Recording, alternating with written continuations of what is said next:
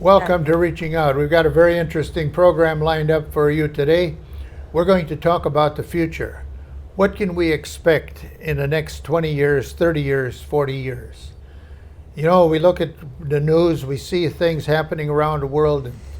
We see the drought, we see fires going on all over, and things don't look very good.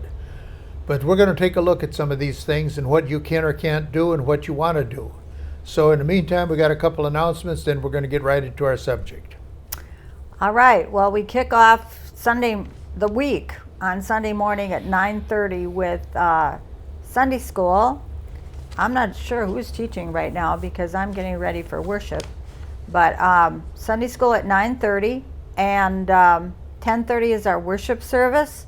And we have a wonderful time. And afterwards, we have a pot blessing, so anyone can join us. You are free to join us, and once a month, on the second Sunday of the month, we have communion. So that will be a wonderful thing for Sunday. Then on Monday morning at 6 a.m., we meet at the City Cafe in Whitehall, Danny's City Cafe, for breakfast and a Bible study, which is a wonderful good time. You are welcome to join us there. On Thursdays, we do our food distribution every week on Thursday. The first and third Thursday of the month, we do it from 9 to 11 a.m. The second, fourth, and fifth Thursday of the month, we do it from 3 to 5 p.m. That accommodates the most people. So keep those dates in mind. And we ask for a $10 donation, and you get a big assortment of food, lots of food. You can take food for your neighbors. And so we encourage you to come out on Thursdays. We have a website, reachingoutministries.org. We're Whitehall, and we have some of our programs are linked from that website. Our Sunday messages are linked to that website, so they're on YouTube, and we encourage you to go on to that website and see what's happening and what's being taught on Sundays, as well as some of our programs here. We also have Pastor Allen's 3 books. All 3 books are on there. Authorized, Extrapolation, and Cosmosis. He has another book, but that is just on, not in print form as of There's yet. some notes on there. But there's some notes, and there are a couple of testimonies on there. So we encourage you to go to our website, reachingoutministries.org. So, lots of things going on. Yeah. You know, I want to share something with you. When we talk about future, and I want to give a definition of it, because everything that happens tomorrow is in the future. Everything that happens today is in the future. It's the time or a period following the moment of speaking. So everything beyond this show, and we're going to call this show static, everything beyond this show is future. So it's the period of time following the moment of speaking or writing is regarded as the time that is to come. We do things now that affect the future. We do things in our speaking. We do things in artists will affect the future for centuries. When we speak, messages will affect the future for centuries. The Bible speaking has affected the future for centuries. We go back to the Gettysburg Address. It affects the future for centuries. And we go to the hieroglyphics of the native population from some 10,000 years ago, and it affects the future. All of these things are for a time to come. So that's question we have to pose. What is going to happen to our world in the days ahead? What do you foresee happening? What do you anticipate to happen? What do you want to happen? What can you change? What can you not change? We're going to talk about some of these things, and I'm going to start off with Gabe because he's anxious to get into this. He's back and he's anxious. So you're telling me the future is Everything from this moment on. now. I missed it. Shoot. Nice. No, I like that definition. I haven't really thought of it in that way per se, but I think when we talk about the future, the first main piece to say is, what do you want? What do we want out of the future? And I guess, What's the future look like? I guess we can develop our wants based on what the future right now is seemingly going to be. Right now, the future, if you're on Facebook or Twitter, Twitter's the worst actually. Whoa, Twitter is, all the most depressed people get together on Twitter just to talk about how bad the world is. I need to get. I agree. I need to get off of it because I got off of it too. it's more niche than Facebook, I would say. So I think that's why a lot of people are able to go in there and make different comments. But you know, like you said earlier, the environment is definitely in danger at the moment. We're seeing a lot of effects, a lot of different symptoms of a bigger problem that we haven't dealt with. So that's one of the main things that come up in my idea of the future. Another idea of the future for me is in terms of society, in terms of politics, in terms of who's governing what. And I don't mean just in America either. You know, we can talk about the world. the whole world, the world's politics. You know what I mean? The state of that is really, really big in general. I'm right? going to come back to that. Yep. What do you think is the future, Wanda? What are you looking at in the future? I don't know, because there are a lot of predictions on what's going to happen in the future, but I do know that God has control and he can change something in the twinkling of an eye. So I would like things to be peaceful, which probably is not going to happen, and to have people to have good lives at peace, raising their families. None of that may happen. It may be very chaotic. Predictions are that it is going to be chaotic. There are weather changes, there's all kinds of changes. There's so many upheavals and so much war. But so I know what I would like, and that's peace. But I don't know that that's going to be. And I just, the only reason I bring up the wants right away is because that helps us dictate what we need to do then on the way up here. That's all. I'm kind of starting backwards though. We can talk about the world and the state of the world and go back that way. You know what I mean? Well, the wants. Wouldn't that be the goal of the wants? Don't we all want it our way? Peace and prosperity, not chaos and upheaval. And what we want for the future can also be personal. Right. On a personal level, it doesn't. We don't have to completely talk about just the world and just this, because a really wide view is hard to look at all the time. My eyes can't see that much or that far. You know. Yeah, Grandpa likes to do that, but the world. I know, Grandpa's the world. Yeah. Oh boy.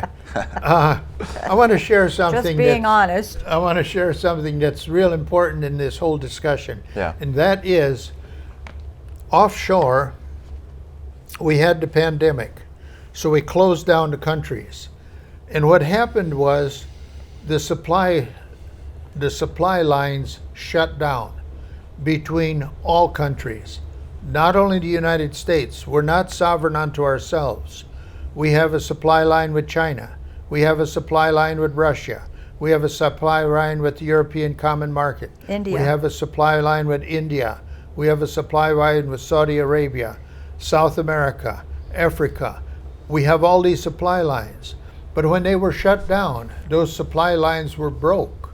So as a result, now we are faced with extreme shortages in some areas. You know, the Made in America concept is a good political concept, but it doesn't fly because half of the companies in this country are owned by foreign interests, or a portion of them. Many of the companies in other countries are owned by American interests, or a portion of them. And as a result, they are all interacted. So now when you bankrupt one company, you've bankrupted another one because now the trucks are gone and there's no way to haul product. It stops. So how when it stops, it doesn't show up on Walmart's shelves. And we have a shortage. You see these shortages developing sporadically all over the country. And you see Amazon picking up some of these shortages. And Well, how are they getting their product? well, some of them are being shipped from overseas, some are being shipped in a different manner.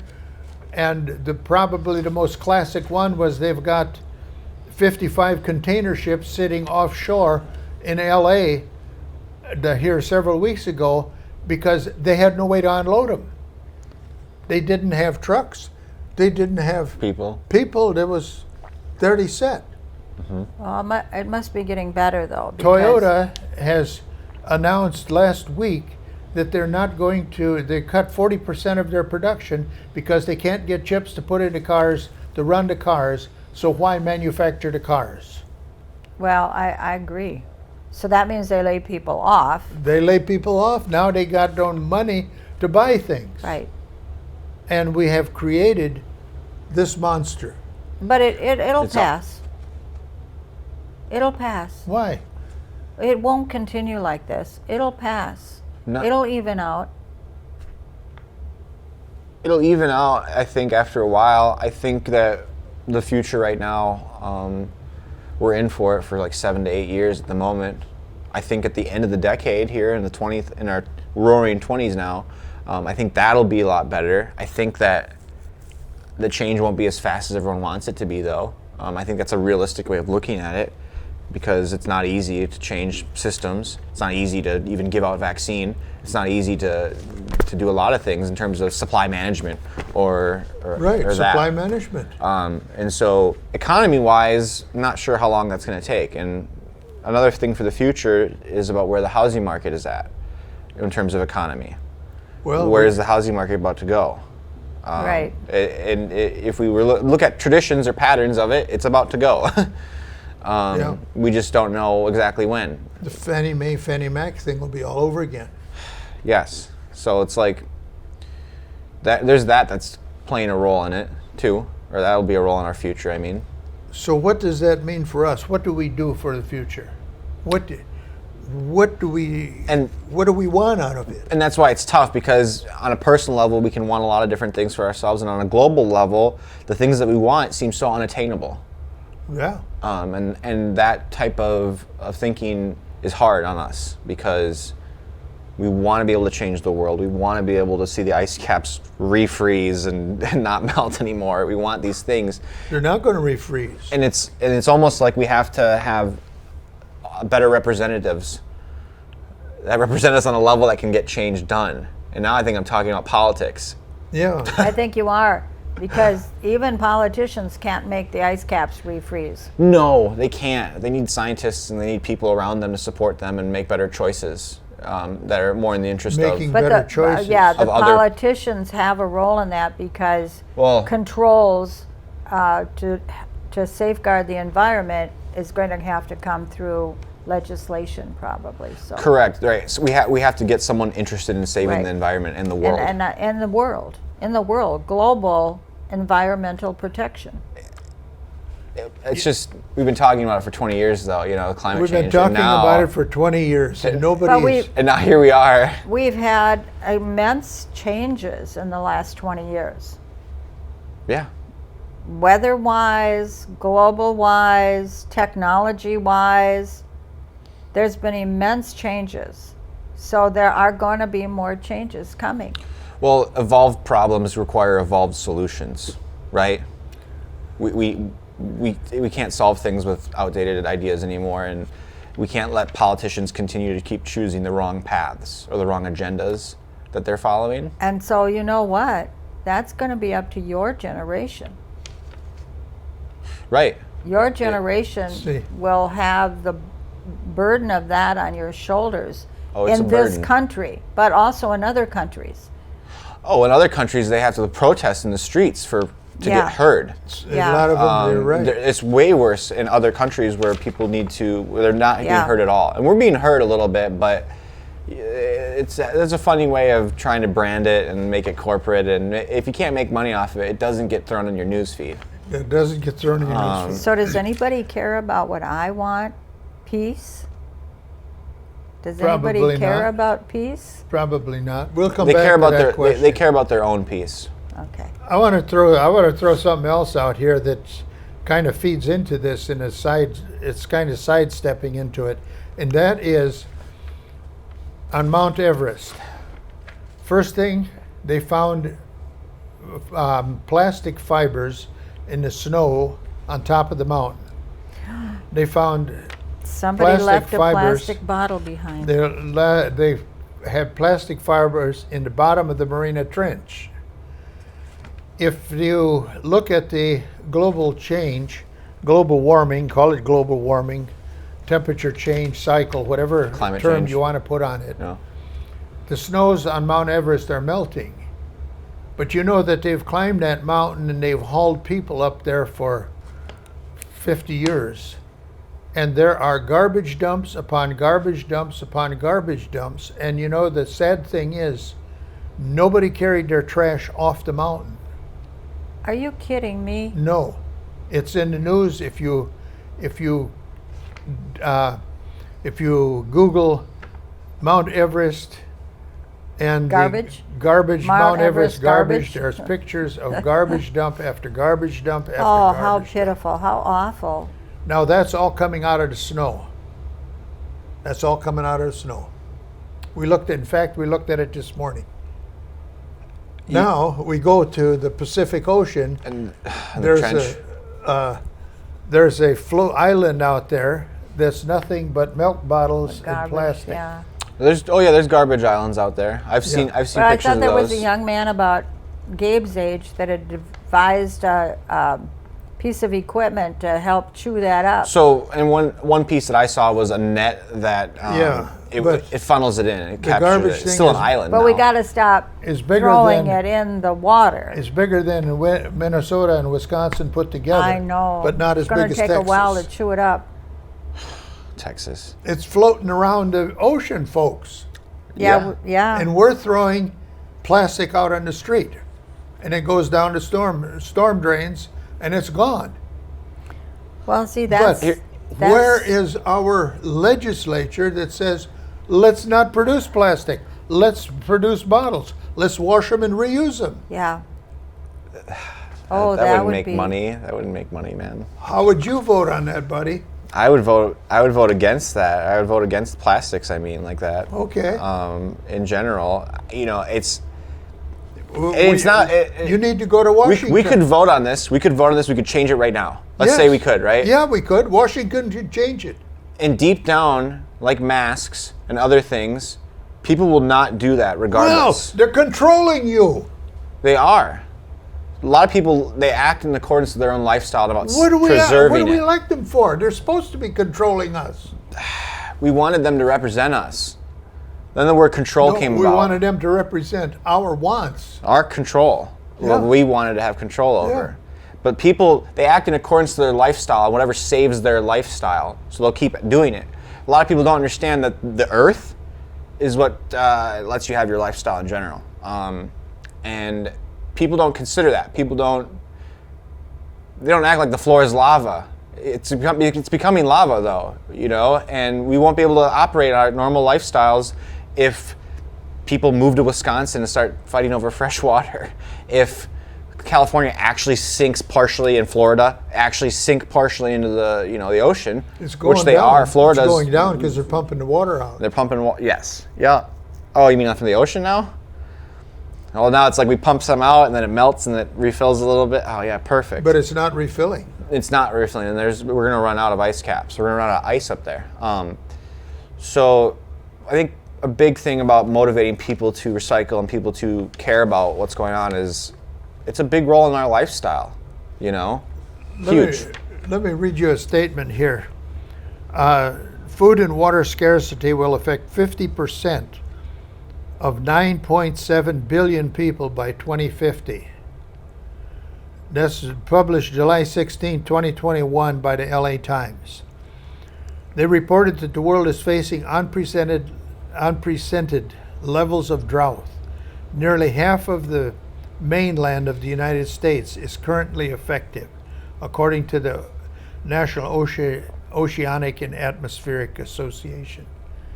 Folks, it's happening to us. Well, and that's pretty serious. That's pretty serious. And people are Pretty talking about it. That was released, but Yeah. but that's not. But nobody it's not, cares. It's not pushed, right? They're It's not still pushed. watering the lawns. Hawaii right now is one place It's that's probably because they have rights. Hawaii is Well, sure what? they have rights. Hawaii I is got a upsetting. right to water my lawn, even if you is it good? dry up and wither away. Well, it's what he's saying right there. Tourists are coming to Hawaii still, and they're using water in large amounts, and there's not enough water for the locals now, Right. and they're still coming in. Tourism is still coming in.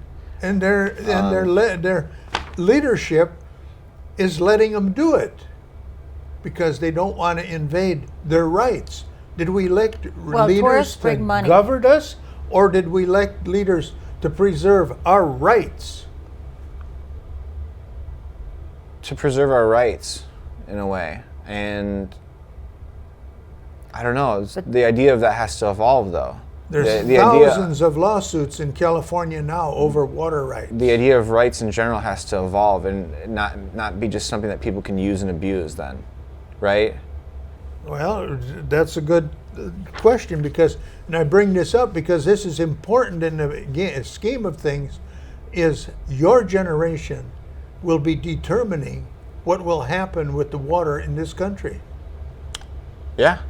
No, if I had my say, Lake Superior, Lake Michigan, Lake Huron, Erie, all off limits. Lake Superior shrunk 10.5 inches. And that's alarming to me. But no, but there are people who want to go into those lakes and start taking the water out. Correct. Yeah. Nope. When And they took enough water Okay. out of Mead Lake, it's 160 some feet down. not a lot. Not a lot This there. too will pass, one way or another. This too will pass. And it will. But we can't sit back and do nothing. And we are limited in what we can do. We're still here, and we can still vote, and we can still have a voice. But you're going to be here a lot longer than we are, Yeah. I believe. And so it's up to you. Depends on how the to environment really, goes. Yeah, and do you and your friends all talk about this stuff? We do. You do. We've had many conversations about it, and we talk periodically about it too. But it's like our conversations have evolved to a level where it's tough because we don't know whether we should talk about it anymore or what, because it's like we've rehashed a lot of it, and We need to pursue solutions. we need to pursue solutions. Yes. And it's more like we talk about the solutions, and we know there's people out there smarter than us that are in positions capable too, kind of a little bit. Yeah. And it's still not getting done. And those people, even though despite maybe some of their best efforts, there's still a lot of walls of opposition around climate change, around changing the rules on it in general, or changing the way corporations operate. Well, do you think how much somebody has pollution a- and waste they make? Right to water their lawn, and the other people don't have enough water to put on the table? I This think is a simple solution. it becomes. Really simple. I don't think that person has rights to Lake Superior. Okay, but does he have rights to waste water on his lawn because he wants it green? He had the right So to. you can't have bottled water? Let's go all the way back. He had a right to vote in somebody who was going to represent him and take his interest into effect in California. And they voted somebody in, and they're there now. And I can't blame them completely, but I can tell you though, all the voting, it didn't matter apparently then, or it didn't lead to the right outcome. Not that it didn't matter. He has a right to water his lawn, but he also had a right to vote the person in place that was supposed to manage the water. Right. So he has a right to cut the water off for the guy. He lives in California, and he operates in California, and he contributes to California, right? In this scenario? He's in Nevada. They're both deserts in my opinion. But yeah, so... Mead Lake feeds you water mean to 40 million people. Sure. Electricity to 40 million people by that water. So let's take the water out and water our lawns and cut the electricity off for 40 million people. Well, I mean, if the procedures were done right, if the research was done right, if we cared a little bit during the process of this, would we be in this situation then? Or did we think the water was just always going to last? We thought it was always going to last. See, another thing is knowing how and what to do. I remember years ago when we had a drought in Iowa, and we had a lawn to water and we had a garden to water, and there were ways we used wash water. We used wash water to water our lawns and our gardens if we wanted them to some little spot to stay green. That doesn't happen today. It sounds like people It's do against not the law. know. You can't even water with your wash water Well, certainly there's rules along those lines that are in the way, but because it's got soap in it. But people aren't upcycling their things. People aren't reusing things as much as they should be in general. So, and in this country, in other countries, maybe they do more so than this country. But You see, I put Gabe on the spot because his generation is going to be the generation of the future. And when you look at that, these are the decisions that his age group will have to live with. They're the decisions that are going to change the world. Here's another one. Because we have water rights, and I've been reading some of this business going on in the West, they've taken the water away from multiple farmers because they needed the water to send it to California. So the people in Montana, Washington, and these areas can't water the fields and raise the vegetable crops. So they're going to starve the people in the Chicago, Minneapolis, these metropolitan areas that are used to getting greens. Mm-hmm. Who has the rights? Who has the rights? I asked somebody this question about, and we were talking in this same question, and I asked him, I says, what do you think is going to happen? He says, what's going to happen is this country is going to split up into individual state countries, is what the term that he used. He called them state countries, where they're going to become inverted and protect their own to the point of all forms of chaos. So if that mentality is out there, then your desire for peace isn't going to happen. It isn't going to happen because you will have people fighting against people over who's going to get the head of lettuce. But if, let's say, California split off and decided to become their own little state country, then they Well, I don't Nevada know would how, cut off their water Well, I don't know how come they haven't already. because Nevada will cut their water off. No, why hasn't Nevada Cut said their we'll water off. only give you so much water? They have. So they're still watering their lawns even though they're getting limited water? We're talking about money being traded around and different motives around this type of stuff. See, Unbelievable. the motives are so screwed up. There's different. The hands at the wheel My right piece now. is not going to be here for a while. The hands, and I say hands, is in a lot of them, at the wheel, in general, they're drunk driving right now. Yeah. They're definitely drunk driving, and the world needs better parents and less children, in my opinion, at the moment.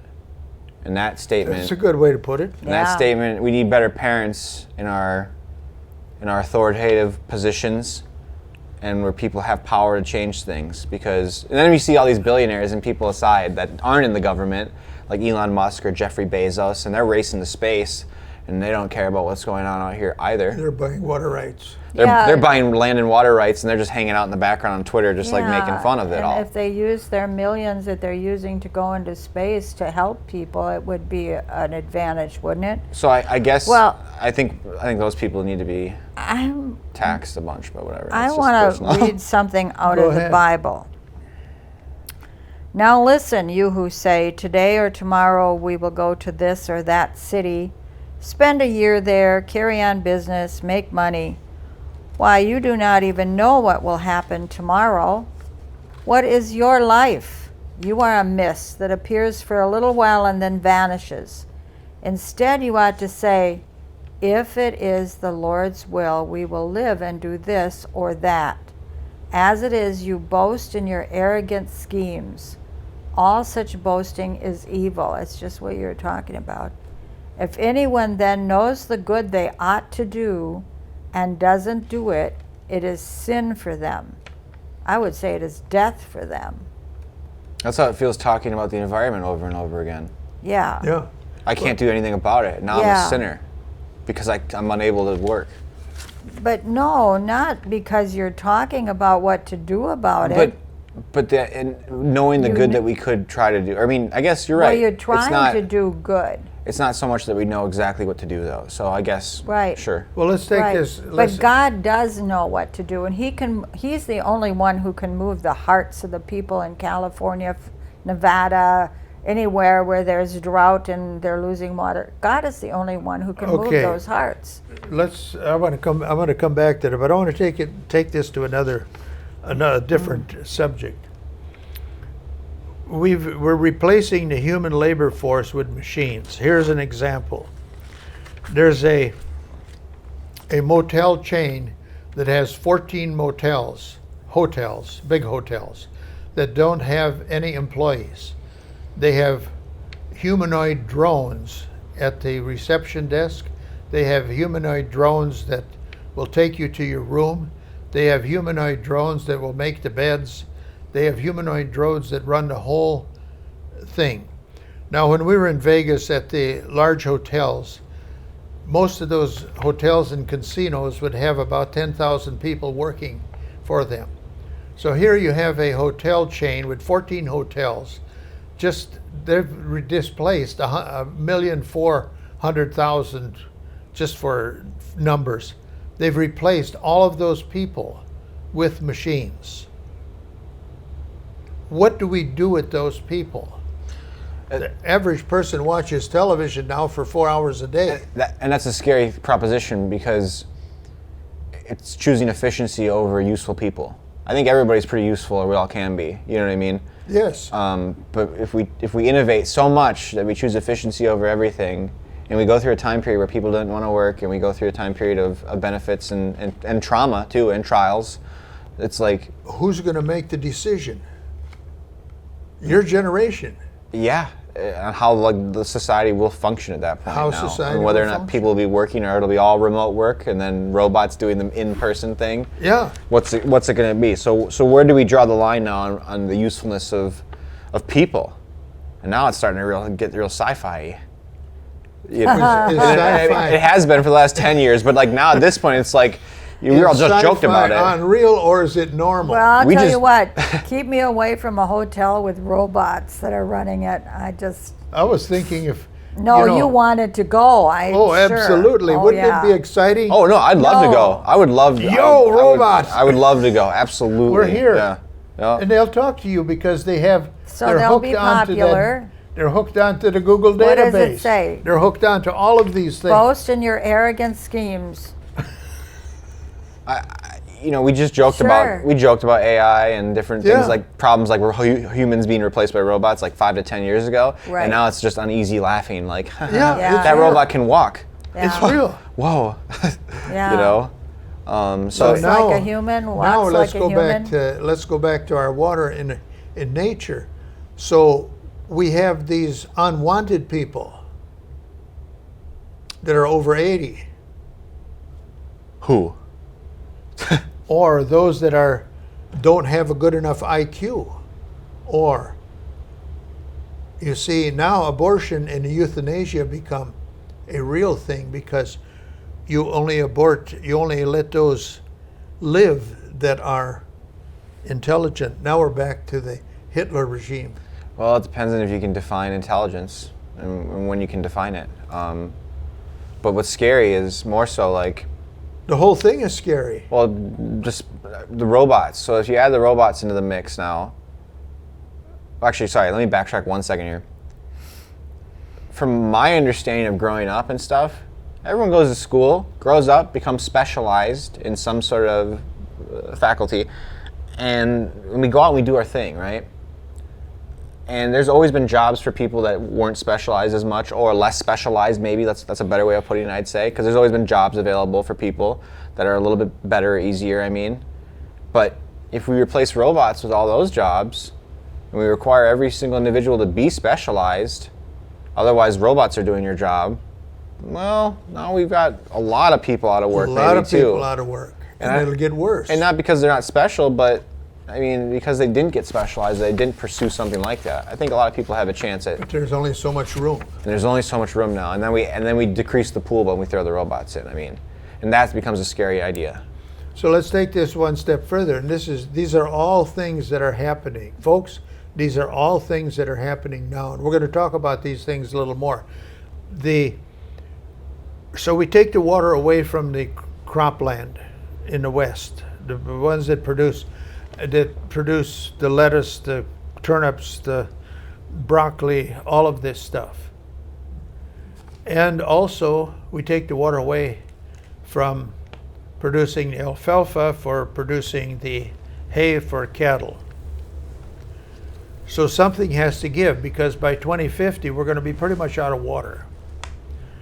So now what do we do with these cattle? Well, we got to sell them. So we get rid of the cattle.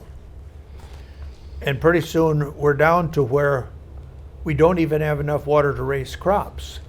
So to preserve food, we start making synthetic food. We set up a hydrolysis plant on wherever we want to set it up, mix the slurry, feed it in 3D print steaks and whatever else we want to print. And our conversion rate goes from, like with livestock, it's 1 pound of beef for about 8 pounds of feed to 1 or 1, or when you go to plant-based, you go 1 to less than 1, because the plant will manufacture a lot of its own food. And well, permaculture is a big avenue. Permaculture. That people need to. I'm doing the wick gardens. Right, the agriculturalists and people that are into any of this need to look into permaculture. Because we can't drain all the topsoil and all the subsequent layers. 10 by 10 of corner soil. In your basement with a light will grow everything you need. Yeah, I mean, I don't know. It's not too late for you to get into gardening, is all I gotta say. Great habit, great thing to do whenever the season is right. You know, but just on a personal level, you know, doing things like that, I think, is important for the future. I think trying to build self-resilience right now is a big thing in general. Because we're gonna be fighting over water in like 50 years potentially. We'll be out of water. And But you can't be out of water because you'll be out of people. Then the robots will take over. Now you're back in sci-fi. You like that sci-fi stuff? No, I don't. Yeah. You guys keep heading that way, so Well, I'm just joining in. this is the byproduct right now of technology, Yes. of moving so quickly with the internet and technology in general in the last 25 years. Yep. This is the byproduct of it, of Yeah. extreme commercialism and capitalism and technology building. And overpopulation too. Population numbers haven't been stagnant or anything like that. They've been going up. They're starting to, the pandemic year was a little bit different, but overall steady incline of people going up still. So really, you know, when I think about like those types of problems, it's more like I just come back to what I can do and what, as an individual, what we should Right. do. See, Everybody has to take responsibility to make That's a hard the one. future work. To They make have to- it work. Well, they have to take responsibility that the present that we're in is because of the past that we partook in. right. Yeah. It didn't start with Trump. It didn't start with Biden. It's not about taking It responsibility. started long ago. It started, it's plenty long ago, actually. Long ago.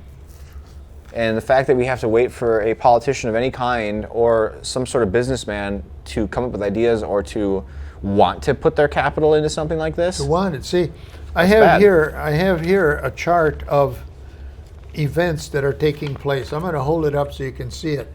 And you see that line coming from this end here, going on up. These are the disasters that are going on in the world. And we can see what's happening. and that trend is up. Those are droughts, those are fires, they're things that are causing shortages all over the world. And nobody seems to want to address this problem. Everybody seems to be afraid to look at it. It's just money won't hold value. Money won't hold value in 50 years. No, money will be valueless. And it talks about, and if you read the scriptures, it talks about the cost of a loaf of bread. It could be a day's wages. You see, food will become extremely scarce, not because we can't raise the food, but because we don't have the ability to manage ourselves. You know, Gabe just mentioned, you know, we all need to take up gardening. You can build a grow box in your basement, 10 by 10 with a light on, and you can raise most of your food. I've started doing wick gardens, and you can collect rainwater and put it in your reservoir in a wick garden, and you pretty much have water for all summer. This summer, my gardens have just grown hand over fist, and they haven't stopped. And you gotta study these things. You have to work on it.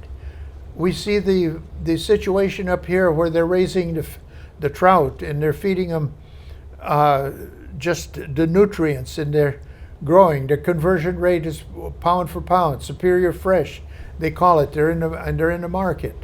They're all raised in a confined area. Farming as we knew it when I was growing up has rapidly and is rapidly becoming extinct. And sad to say,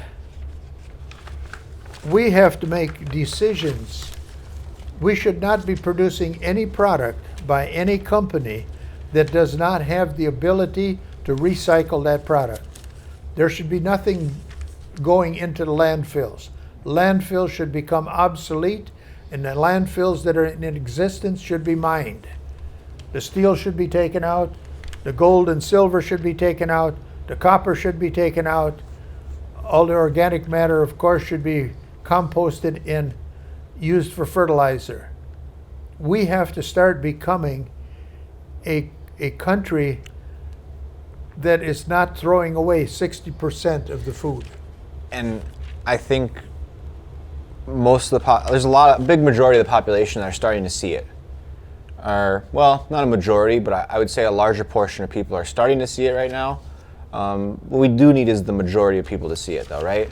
Yes. And so, you know, gardening, healthy small habits of recycling in general, and being kind of in the know, balancing that as much as you can. It's hard to look at like a graph like he just showed, but that big upward climb, it's like, it gives me nerves just looking at it personally, because we're at the end of the bar graph now, and it's overwhelming to look at. It is overwhelming. To look at that and just think what to do, right? All change starts with one person at a time.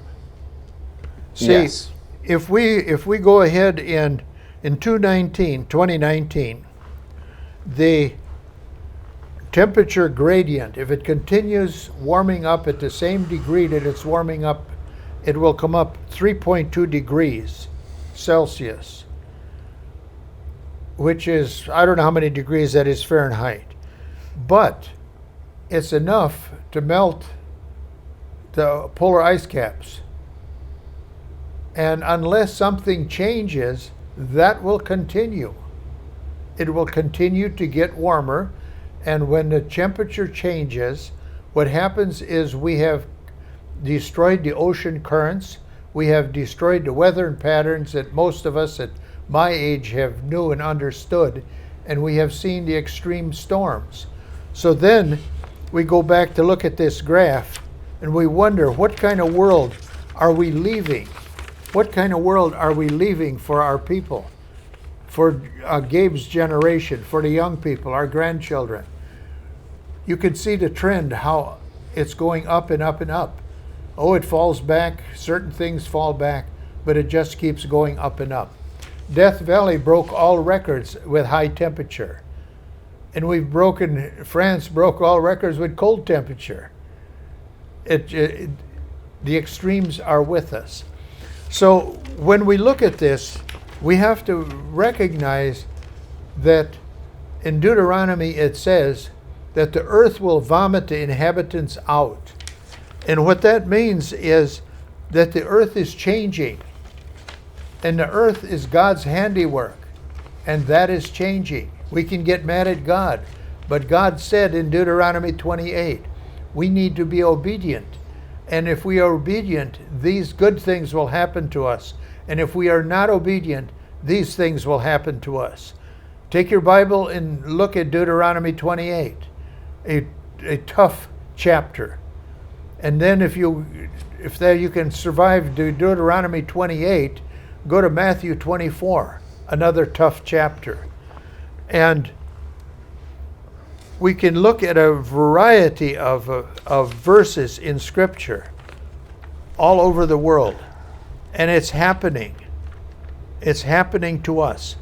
So what do we do about it? There's only one thing that we can do about it, and I've tried to get this started. We're doing it with their Zoom group in Africa, is we pray for the leadership, that the Holy Spirit would touch the leaders from our communities all the way up to Washington, all the way up to the leaders in every country.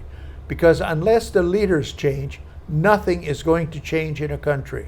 So if you're a praying person, pray for the leadership in every country. Let the Holy Spirit touch them, that they would build laws and guides that would recycle the product instead of throw it in the ocean, that would recycle it instead of throw it in the landfills. All the organic matter that we send to the landfills needs to be sent to a compost pile, ground up, and spread on the land as fertilizer. You know, ironic as it may seem, we're even running out of sand because we don't have enough of the right kind of sand to make blacktop. We need to become aware of this. We need to become conscious of what's going on in our country. And God has told us that if we would humble ourselves and pray, He would heal our land. That's where the Christian church needs to be. They need to be walking in humility and humbling, because that's the only way the land will be healed. Gabe's generation needs to be walking in wisdom and understanding and revelation, and they need to pass legislation of laws and guides that will straighten out some of the mess that we have got, that will protect our resources. We don't have to water lawns. We can spread gravel on it and paint it green. And there's a lot of people that have done that, and praise God for those people. It's a real challenge now for the world, not only for the United States, not only for our community, but for the world, because this drought is worldwide. There's articles on that. If you go on Google worldwide drought, it's all over the world. We've had drought in various countries. We've had pandemics in various countries. But this one has gone all over the world simultaneously and almost instantly. And you know, people wonder about a conspiracy. Yes, there is a conspiracy.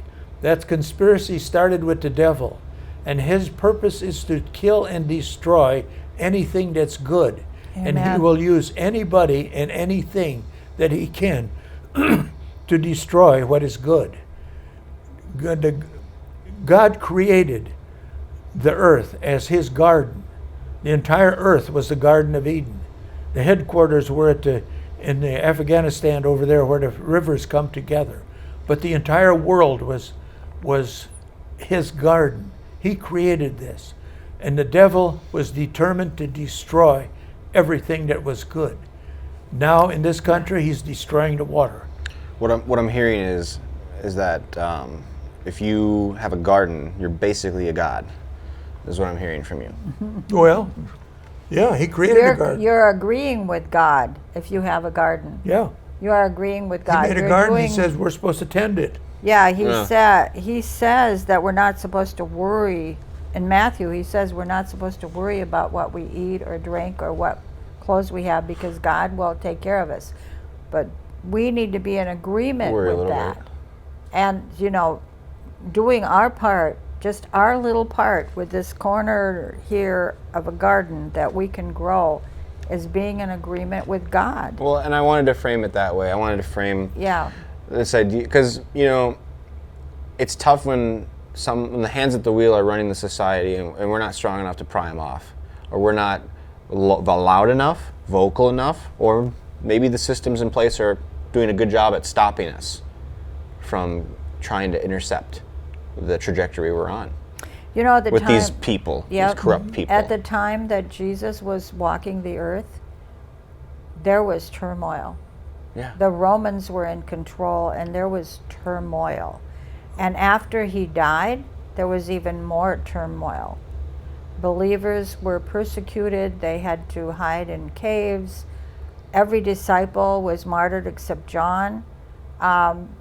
It was a bad time, and yet Christianity has survived. God has taken care of his people. He will continue to take care of his people if we are in agreement with his will. We have to walk in unity. We are to walk in unity, be submitted to him, humble before him, and he will take care of us. The Bible promises us that over and over again. I have some scriptures here. It promises us that in Matthew 24. Matthew 24 is awesome. It's an awesome revelation by Jesus, a prophecy of what's going to happen. And remember that we are going to make it through this somehow or other. Jesus could come back tomorrow. He could come back tomorrow and begin his 1,000-year reign. Here's my verse. Hello. That would be awesome. And the peace that I want, when we are Christians, we have that peace no matter what's going on around us. There are people in Afghanistan that chose to stay and promote the gospel. Converts from the Taliban chose to stay and not leave the country so that they could promote the gospel. And they have peace in their hearts. They may well be martyred, but they have peace in their hearts. And that's where our peace has to come from. This turmoil is going to get worse and worse, but our peace comes from God, and it comes from within, and it is eternal. It's eternal. My verse is Jeremiah 29:11. I know the plans I have for you, declares the Lord. Plans to prosper you and not to harm you, plans to give you hope and a future.